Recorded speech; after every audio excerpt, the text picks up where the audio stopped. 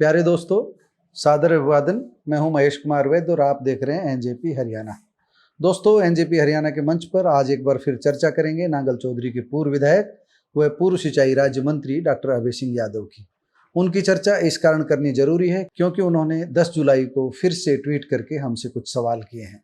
आमतौर पर पत्रकार सवाल करते हैं और नेता जवाब देते हैं, लेकिन डॉक्टर अभय सिंह चाहते हैं सीधा मेरा नाम लिख करके कहते हैं और मुझसे सवाल कर रहे हैं तो सीधे जवाब भी मैं दे रहा हूं। ट्विटर यानी एक्स प्लेटफॉर्म पर पोस्ट करने के बाद डॉक्टर अभय सिंह ने फेसबुक पेज पर भी एक लंबा लेख लिखा है। उस लेख में भी कई सवाल उठाए हैं। हम एक्स प्लेटफॉर्म पर किए गए सवालों का जवाब भी देंगे और फेसबुक पर उठाए गए सवालों का भी जवाब देंगे। लेकिन सबसे पहले ये बताएंगे कि मेरे और डॉक्टर अभय सिंह के बीच ये सवाल जवाब का सिलसिला कब और क्यों शुरू हुआ। आप पहले डॉक्टर अभय सिंह की ओर से अपने एक्स प्लेटफॉर्म पर टैग की गई एक छोटी सी वीडियो सुनिए। और आपको मैं एक बात याद दिला दूं, नांगल चौधरी में जब राव इंद्रजीत सिंह कांग्रेस में होते थे तब भी उन्होंने नांगल चौधरी में अपनी राजनीतिक जमीन को मजबूत रखने के लिए रैली की थी और वहीं से उन्होंने पानी का हक मांगने के लिए पोस्ट कार्ड अभियान चलाया था, राष्ट्रपति के नाम पत्र लिखवाए थे। नांगल चौधरी में जो रैली की थी, शायद उस रैली का ही नाम जल से जुड़ा हुआ था, पानी से जुड़ी हुई रैली थी और मुझे नाम ध्यान नहीं आ रहा। तो आप ये समझ लो, नांगल चौधरी में राव इंद्रजीत अपनी पकड़ रखना चाहते हैं, वो चाहे कंधे किसी की भी हो, मंजू चौधरी के हो चाहे किसी के। दोस्तों, इस वीडियो को टैग करने से पहले उन्होंने इसी वीडियो को केंद्रीय मंत्री राव इंद्रजीत सिंह का स्तुति गान मानकर एक व्यंग और कटाक्ष भरा ट्वीट किया था। उन्होंने 8 जुलाई को एक्स प्लेटफॉर्म पर लिखा था कि हमारे कुछ नेताओं व पत्रकार साथियों को लगता है कि लोगों से पोस्ट कार्ड लिखवाने से भी धरती के नीचे का पानी बढ़ जाता है। कितना आसान उपाय है। जब उनके इस व्यंग मिश्रित कटाक्ष पर सवाल खड़ा किया गया तब उन्होंने हमारे पूरे वीडियो से निकालकर एक छोटी सी क्लिप पोस्ट कर दी। हम इस पूरे प्रकरण में दर्शकों पाठकों को ही निर्णायक बना रहे हैं और उम्मीद कर रहे हैं कि पंच बनकर निष्पक्षता से अपनी राय दें। हम आपको बता दें कि डॉक्टर अभय सिंह ने सबसे पहले हमें 4 जुलाई को अपने उस ट्वीट का लिंक शेयर किया था जिसमें उन्होंने नांगल चौधरी की विधायक मंजू चौधरी और राव इंद्रजीत सिंह के डिनर पर कटाक्ष किया था। उन्होंने लिखा था, नांगल चौधरी की विधायक मंजू चौधरी का केवल डिनर में ही नहीं, उनका भारतीय जनता पार्टी में भी स्वागत है। यदि मन कर रहा है तो संकोच की कोई बात नहीं है, वह सादर आमंत्रित है। चुनाव के समय के गठबंधन का भाईचारा भी बना रहेगा और पार्टी का बंधन भी नहीं रहेगा। क्या तगड़ा कटाक्ष किया था। डॉक्टर अभय सिंह की भेजी इस पोस्ट को आधार बनाकर अपने पत्रकारीय विवेक से हमने अपनी स्टोरी तैयार की। इसका शीर्षक था, छल का डॉक्टर अभय सिंह का दर्द, बोले मंजू का भाजपा में स्वागत। हमारी इसी वीडियो को सुनने के बाद डॉक्टर अभय सिंह ने मुझे व्यक्तिगत जवाब दिया। क्या जवाब दिया? जैसे मैंने अपनी बात कही है उसी तरह आपने भी अपनी पत्रकारिता द्वारा जो कहना था वह कह दिया। आपकी बात में दम है, जो जीता वही सिकंदर। उन्होंने भाजपा नेताओं की मदद से दोंगड़ा हीर की रैली करने के बारे में कही गई मेरी बात को गलत ठहराया। मौखिक बातचीत हुई, इसमें उन्होंने गलत ठहराया। उन्हें यह शिकायत थी कि मैं हरियाणा के एक नेता की तरफदारी कर रहा हूँ। जवाब में मैंने उन्हें कुछ वीडियो भेजी और यह साबित करने का प्रयास किया कि एनजेपी कतई निष्पक्षता से अपना काम कर रहा है। काफ़ी हद तक डॉक्टर अभय सिंह संतुष्ट भी नजर आए। लेकिन इसके बाद जब एनजेपी हरियाणा की पत्रकार शैली शर्मा ने नांगल चौधरी की विधायक मंजू चौधरी की ओर से डॉक्टर अभय सिंह पर किए गए पलटवार पर मुझसे बातचीत की तो यह बातचीत डॉक्टर अभय सिंह को पसंद नहीं आई। इसके बाद ही उन्होंने यह लिखा कि हमारे कुछ नेताओं और पत्रकार साथियों को लगता है कि लोगों से पोस्ट कार्ड लिखवाने से भी धरती के नीचे का पानी बढ़ जाता है। मतलब सीधे हमें पार्टी बना दिया। आप ऊपर वर्णित वीडियो और यह वाली वीडियो डिस्क्रिप्शन में दिए गए लिंक पर भी जाकर देख सकते हैं और यूट्यूब पर एनजेपी हरियाणा लिख कर भी हमारी सभी वीडियो देख सकते हैं। जिस वीडियो का हम जिक्र कर रहे हैं उसका शीर्षक है, मंजू चौधरी ने किया पलटवार, राव के डिनर के बाद चले शब्द बाण। आपको पंच बनकर राय देने से पहले यह वीडियो जरूर सुननी चाहिए और बताना चाहिए कि इसमें ऐसा क्या लिख दिया, क्या सुना दिया जिससे डॉक्टर अभय सिंह यादव चिढ़ गए। अगर लोकतंत्र में इस वीडियो पर भी उनकी आपत्ति आ रही है तो फिर ये कलम पर सीधे सीधे अंकुश ही कहा जाएगा। दोस्तों, आइए अब डॉक्टर अभय सिंह ने ट्वीट पर हमसे जो सवाल पूछे उनका जवाब देने का प्रयास करते हैं। डॉक्टर अभय सिंह ने मुझसे कहा है कि कम से कम जनता से यह तो पूछ लेते कि महेंद्रगढ़ जिले के जल स्तर में सुधार हुआ है या नहीं। उन्होंने दूसरा सवाल यह किया है कि रेवाड़ी में पानी नहीं आने की जिम्मेदारी किसकी है। तीसरा सवाल किया है, हांसी बुटाना का पानी पश्चिमी यमुना नहर से नहीं जुड़वाने के लिए कौन जिम्मेदार है। और सबसे अंत में पूछा है कि माननीय महेश जी ने 50 साल वालों से सवाल क्यों नहीं पूछा? पहले सवाल का जवाब है कि हम जनता के बीच जाकर ही पत्रकारिता करते हैं। जनता से एक बार नहीं बल्कि कई बार पूछ लिया है। नांगल चौधरी में जहां जहां पर कच्चे खालों में या दोहान व कृष्णावती नदी के बहाव क्षेत्र में नहरी पानी छोड़ा गया, वहां वहां पर रौनक भी आई और जल स्तर भी बढ़ा। सूखे कुओं में भी बाहर आई है और इसका श्रेय मनोहर लाल को अकेले न देना चाहें तो आपको भी हम दे देते हैं और ईमानदारी से पहले दिया भी है, क्योंकि जनप्रतिनिधि के नाते डॉक्टर अभय सिंह को इसका श्रेय दिया जाना बनता है। हालांकि अब कुछ महीने से पहले जैसी बात नहीं है, लेकिन आपके कार्यकाल को लोग याद करते हैं, तारीफ करते हैं। हम भी इससे इनकार नहीं कर रहे हैं। पता नहीं आप ये सवाल हमसे क्यों पूछ रहे हैं, हमने तो कभी इस पर आलोचना ही नहीं की। जहां तक आंकड़ों की बात है, ब्लॉक स्तर पर बात करें तो नांगल चौधरी के हालात चिंताजनक है। अमर उजाला समाचार पत्र की पिछले वर्ष की एक रिपोर्ट आप अपनी स्क्रीन पर देख लें। 22 मार्च 2024 को छपी इस रिपोर्ट के अनुसार नांगल चौधरी में वर्ष 2013 में 41.06 मीटर पर भूजल स्तर था, जो 2023 में गिरकर 54.88 मीटर हो गया। आप चाहें तो भूगर्भ विभाग व आरटीआई से इसकी जानकारी ले सकते हैं। हम अमर उजाला की रिपोर्ट के आधार पर बात कर रहे हैं। ऐसा नहीं है कि पूरे महेंद्रगढ़ जिले में यही स्थिति रही। नांगल चौधरी के कई गांव में पानी ऊपर भी आया है, महेंद्रगढ़ के कई गांव में भी पानी ऊपर आया है। आप इस रिपोर्ट पर निगाह डालकर भी देखिए। अटेली में 2013 में 63.64 मीटर पर पानी था, जो 2023 में 74.76 पर पहुंच गया। कनीना में 26.75 मीटर से गिरकर 2023 में 37.39 पर पहुंच गया। महेंद्रगढ़ ब्लॉक का भूमिगत जल स्तर 44.23 मीटर से बढ़कर 55.84 मीटर हो गया। नांगल चौधरी ब्लॉक का हमने बता दिया है, हमने पहले ही बता दिया है, एक बार फिर बता देते हैं कि वर्ष 2013 में नांगल चौधरी ब्लॉक में जल स्तर 41.06 मीटर था, जो 2023 में 54.88 हो गया। नारनौल ब्लॉक में स्थिति सुधरी है। यहाँ 2013 में 57.25 मीटर पर पानी था, जो सुधरकर 38.39 मीटर हो गया।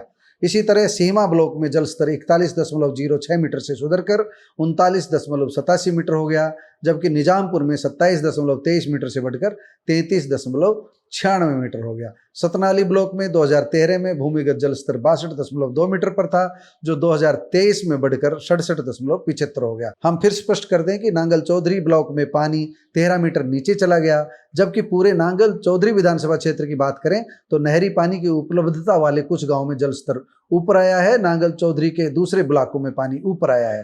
पूर्व मंत्री का दूसरा सवाल है, रेवाड़ी में पानी नहीं आने की जिम्मेदारी किसकी है? इसकी जिम्मेदारी सत्ता में रहे तमाम नेताओं की। अभय सिंह जी, मनोहर लाल जब सत्ता में आए तब तक बात बिगड़ चुकी थी, इसलिए हम उन्हें नहरी पानी के समुचित बंटवारे की न्यायोचित मांग को पूरा न करने का जिम्मेदार नहीं ठहरा रहे हैं। भूपेंद्र सिंह हुड्डा ने हांसी बुटाना नहर के माध्यम से पानी लाने का प्रयास किया, लेकिन उनके प्रयास सिरे नहीं चढ़े। उनका भी प्रयास रोहतक के लिए ज़्यादा था, इस क्षेत्र के लिए कम था। हमारा ये मानना है कि अहिरवाल का नेतृत्व तो हमेशा कमजोर रहा है, सत्ता को आंख दिखाने वाली ताकत कभी नहीं मिली। अहिरवाल के सबसे वरिष्ठ नेता राव इंद्रजीत सिंह का साथ देने के बजाय यहाँ के अधिकांश नेता, यहाँ तक कि उनकी कृपा से विधायक बनने वाले अधिकांश नेता भी उनसे दूर होकर सत्ता के मुखिया की गोद में चले गए। जब राव वीरेंद्र सिंह को सत्ता मिली थी, तब अपने छोटे से कार्यकाल में वह अपनी कुर्सी बचाने के चक्कर में, सरकार बचाने के चक्कर में ही लगे रहे। सत्ता ने इस क्षेत्र से भेदभाव किया। इसी कारण सिरसा, हिसार व जींद जैसे जिलों में नहरी पानी से सिंचित क्षेत्र जहां 2 लाख हेक्टेयर से अधिक है, वहीं रेवाड़ी में शून्य व महेंद्रगढ़ जिले में 1000 हेक्टेयर ही है। हम यहाँ ये फिर स्पष्ट कर दें, नहरी पानी की उपलब्धता की जहां तक बात है, यह आंकड़ा आप अपनी स्क्रीन पर भी देख सकते हैं। हमें लगता है चौधरी बंसीलाल ने सही नीयत से व ईमानदारी से प्रयास किए थे, लेकिन पंजाब से टकराव ने किसी की मुराद पूरी होने नहीं दी। बंसीलाल ने ही जेएलएन कैनाल का निर्माण किया था। राव इंद्रजीत सिंह सहित अहिरवाल के किसी भी नेताओं के पास आज तक इतनी ताकत रही ही नहीं जितनी उपलब्ध पानी में अपना हक लेने के लिए जरूरी थी। कैप्टन अजय सिंह यादव ने सिंचाई व वित्त मंत्री रहते हुए जब भूपेंद्र सिंह हुड्डा को आंख दिखानी शुरू की तो उन्हीं को ठिकाने लगना पड़ा, क्योंकि उनके साथ ही कोई नहीं खड़ा था। कोई सरकार अहिरवाल के किसी नेता को ताकतवर बनाना ही नहीं चाहती। सत्ता में बैठते ही सबसे पहले राव इंद्रजीत सिंह का इलाज करने की चिंता की जाती है। उनके पास विधायकों का गठजोड़ बनने ही नहीं दिया जाता। क्या यह सच नहीं है कि 1 या 2 विधानसभा से बाहर प्रभाव रखने वाले अहिरवाल में अकेले राव इंद्रजीत सिंह ही है? राव वीरेंद्र सिंह को टक्कर देने के लिए जिस तरह कर्नल राम सिंह तैयार हुए थे, उसके बाद अब तक राव इंद्रजीत सिंह को टक्कर देने वाला दूसरा नेता तैयार नहीं हुआ है। हम पूरे अहिरवाल के संदर्भ में बात कर रहे हैं, हम आपकी नांगल चौधरी की बात नहीं कर रहे हैं। तीसरा सवाल है, हांसी बुटाना का पानी पश्चिमी यमुना नहर से नहीं जुड़वाने के लिए जिम्मेदार कौन है? इसका जवाब हमारे पास नहीं है अभय सिंह जी। आपकी पार्टी की सरकार है, पता लगाइए कि भाखड़ा मेन ब्रांच को पंक्चर करने की अनुमति क्यों नहीं मिल पा रही। चौथा सवाल आपने किया कि माननीय महेश जी, आपने 50 साल वालों से सवाल नहीं पूछा। इसका जवाब यह है कि अब तक पता नहीं कितनी बार यह सवाल पूछा गया है, कितने ही कांग्रेसी नेताओं से उनके समय पर यह सवाल किया गया, लेकिन आप शायद राव इंद्रजीत सिंह से सवाल पूछने को लेकर जिज्ञासा प्रकट कर रहे हैं। हमारा यह कहना है कि जब मसला केंद्र व राज्यों के बीच का हो, नरेंद्र मोदी और नायब सैनी के बीच का हो, तब राव इंद्रजीत या डॉक्टर अभय सिंह से सवाल नहीं बनता। लेकिन फिर भी हमने कई बार राव इंद्रजीत सिंह से सवाल किए हैं, क्योंकि वे वरिष्ठ नेता हैं। अगर आप 11 जनवरी 2023 का एनजेपी हरियाणा पर उपलब्ध राव इंद्रजीत सिंह का इंटरव्यू भी सुनेंगे तो शायद मैंने पानी को लेकर के उनसे जरूर सवाल किया था। आप एक बार सुनने का कष्ट करना। इसके अलावा भी पता नहीं हमने कितनी बार उनसे और अन्य नेताओं से यह सवाल किया है। जहां तक पानी के लिए संघर्ष की बात है तो रघु यादव ने इस दिशा में बड़ी पहल की थी। उनके बाद राव इंद्रजीत सिंह ने कांग्रेस में रहते हुए इस बारे में खूब शोर मचाया, लेकिन दिल्ली में पकड़ रखने वाले छत्रप्पो ने न रघु को आगे बढ़ने दिया और न ही राव इंद्रजीत सिंह को। भाजपा ने आज भी राव को राज्य मंत्री से आगे नहीं बढ़ाया है। आपको लगता है राव उपलब्ध पानी का समान बंटवारा करा देंगे? उनके पास ताकत ही कितनी दी हुई है। यहाँ पीने के पानी के लाले पड़ रहे हैं और आप ये पूछ रहे हैं कि हांसी बुटाना नहर का पानी पश्चिमी यमुना नहर से नहीं जुड़वाने के लिए कौन जिम्मेदार है? अगर लीडर बनना है तो इसका जवाब तलाश कर आप ही मैदान में आइए। यहाँ राव से व्यक्ति विशेष की पैरवी की बात नहीं हो रही है। भाजपा चाहती तो यहाँ के किसी दूसरे यादव नेता को भी ताकत दे सकती थी, आपको भी ताकत दे सकती थी, या सामूहिक रूप से सबकी बात मानकर पानी का हक दे सकती थी, लेकिन ऐसा नहीं हुआ। थोड़ा बहुत मनोहर लाल ने जरूर इस क्षेत्र की चिंता की है, इसलिए उनकी बार बार मैं बात कर रहा हूँ। लेकिन नहरी पानी जितना हमको पंजाब से मिल रहा है उसका समान बंटवारा मनोहर लाल के कार्यकाल में भी नहीं हुआ। सिंचाई के लिए हमको पानी नहीं मिला, नहरी पानी नहीं मिला। आपको पता है एम्स के लिए भी इस क्षेत्र को कितना संघर्ष करना पड़ा है। अब एक बार जल्दी से आपकी फेसबुक पोस्ट पढ़कर निगाह डाल लेते हैं। आपने मुझे आदरणीय व माननीय लिखा, इसके लिए आपका धन्यवाद। आपने लिखा, महेश जी मेरे 10 साल के कार्यकाल में मेरे योगदान पर प्रश्न चिन्ह लगाया है। आपका ये सवाल ही पूरी तरह गलत है। मैंने आपके काम पर कोई प्रश्न चिन्ह ही नहीं लगाया। आप कहाँ से ये सवाल उठा लाए? पानी के लिए किए गए आपके प्रयासों की हमेशा सराहना की है। आपकी यह बात तो सच है कि लिफ्ट इरिगेशन सिस्टम का जीर्णोद्धार लगभग 35 साल बाद आपकी सरकार ने करवाया है, मनोहर लाल सरकार ने करवाया है, इसमें आपका भी योगदान रहा है। परंतु यह बात गलत है कि महेश जी ने इस बारे में सवाल खड़ा क्यों नहीं किया। इसका जवाब यह है कि सबसे अधिक आपके भाई महेश वैद ने इस पर सवाल उठाए थे और सरकार तक बार बार ये बात पहुंचाई थी कि हम अपने हिस्से का नहरी पानी तंत्र में गाद जमी होने के कारण नहीं ले पा रहे हैं। ये पानी पीने के पानी की बात कर रहा था। सिंचाई के लिए तो मैंने कई बार आंकड़े दिए हैं। आप किसी दिन लाइब्रेरी में बैठ जाना, मैं दैनिक जागरण पुराने निकाल कर दिखा दूंगा आपको। जो है आपको पता लगेगा कि कितनी बार महेश वैद ने यह आवाज उठाई है। आपने कृष्णावती और दोहान नदियों व सूखे जोड़ और तालाबों को भरने के माध्यम को ही जल स्तर बढ़ाने का उपाय बताया है।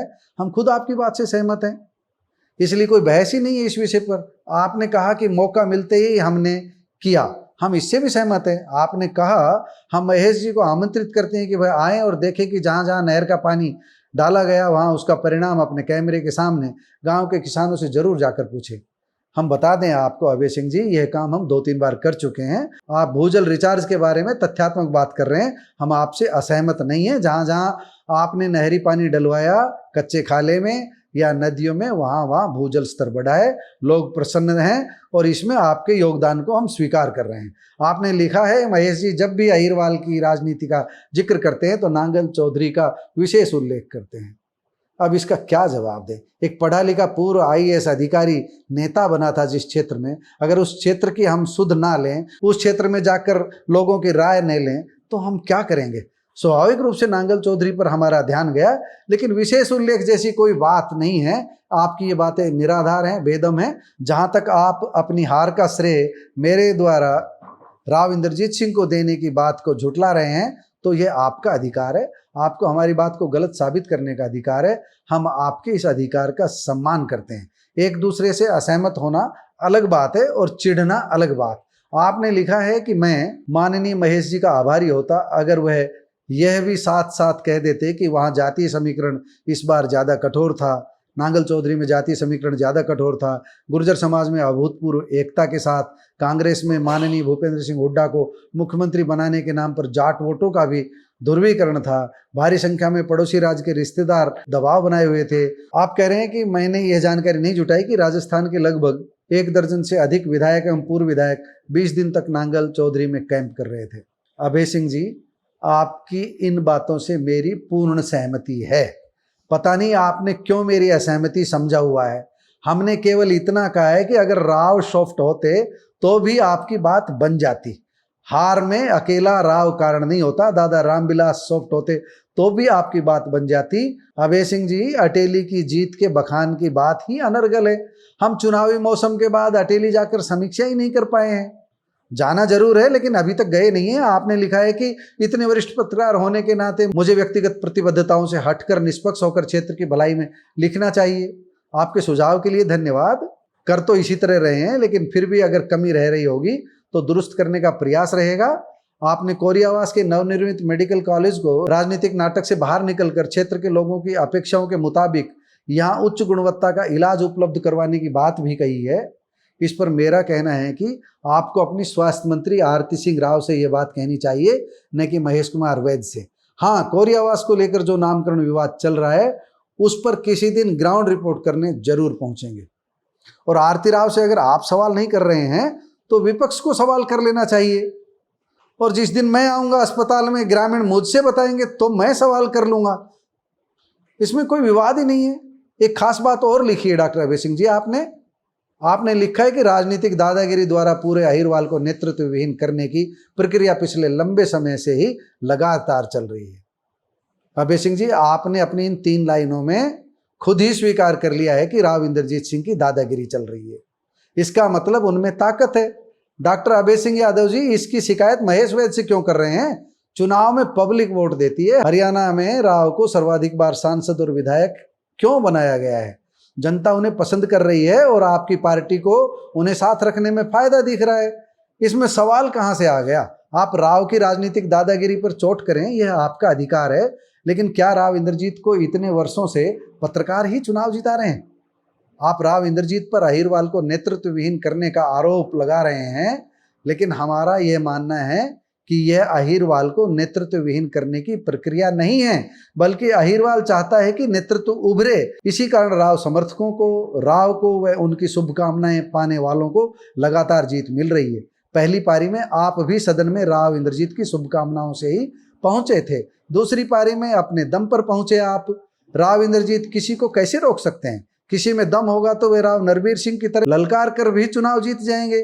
जिस दिन अहिरवाल को लगेगा कि राव इंद्रजीत सिंह से बेहतर दूसरा चेहरा आ चुका है, तब जनता स्वयं उसे स्वीकार कर लेगी। यह काम महेश वैद्य को नहीं करना, यह तो इंद्रजीत से, उनकी विचारधारा से असंतुष्ट नेताओं को करना है। आपने फेसबुक पेज पर अंत में 2 सवाल पूछे हैं। एक सवाल पूछा है, क्या क्षेत्र के सामान्य परिवारों के व्यक्तियों एवं युवाओं का बिना छत्र छाया राजनीतिक सपने लेना अपराध है? और दूसरा सवाल पूछा है, क्या अपनी मेहनत से क्षेत्र में विकास की राजनीति को आगे बढ़ाना अपराध है? मुझे समझ ही नहीं आ रहा है, आप पढ़े लिखे शिक्षित नेता हैं, ये सवाल क्यों पूछ रहे हैं? क्या मैं सामान्य परिवार के बच्चों की राजनीति में आने का विरोधी हूँ? क्या मैं किसी को सपने लेने से रोकता हूँ? क्या किसी की राजनीतिक मेहनत को हाईलाइट नहीं करता? डॉक्टर अभय सिंह जी सक्रिय राजनीति से संन्यास ले चुके राव इंद्रजीत सिंह के वर्षों तक धुर विरोधी रहे रघु यादव को अब भी मैं साल 6 महीने में जरूर याद करता हूँ।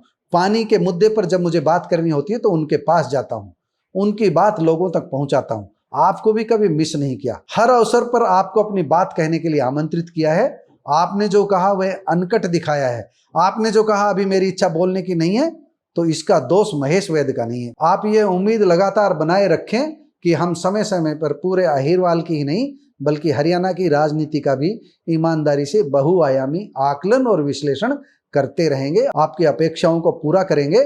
लेकिन लोकतंत्र हर व्यक्ति को चुनाव लड़ने और बढ़ने का अवसर देता है। किसी पार्टी की लहर होने पर यहाँ मनोहर लाल सैनी ने राव वीरेंद्र सिंह जैसे दिग्गज को चुनाव हरा दिया था, लेकिन लंबी पारी के लिए श्रम ही एकमात्र रास्ता है। श्रम की साधना से ही बात बनती है।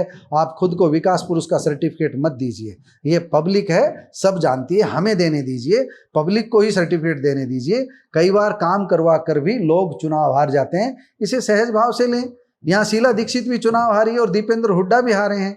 लंबी सूची है ऐसे नेताओं की। ऐसे नेताओं पर काम नहीं करने के लिए नहीं बल्कि अधिक काम करने के लिए आरोप लगे हैं। क्षेत्र विशेष में ज्यादा काम करने के आरोप लगे हैं।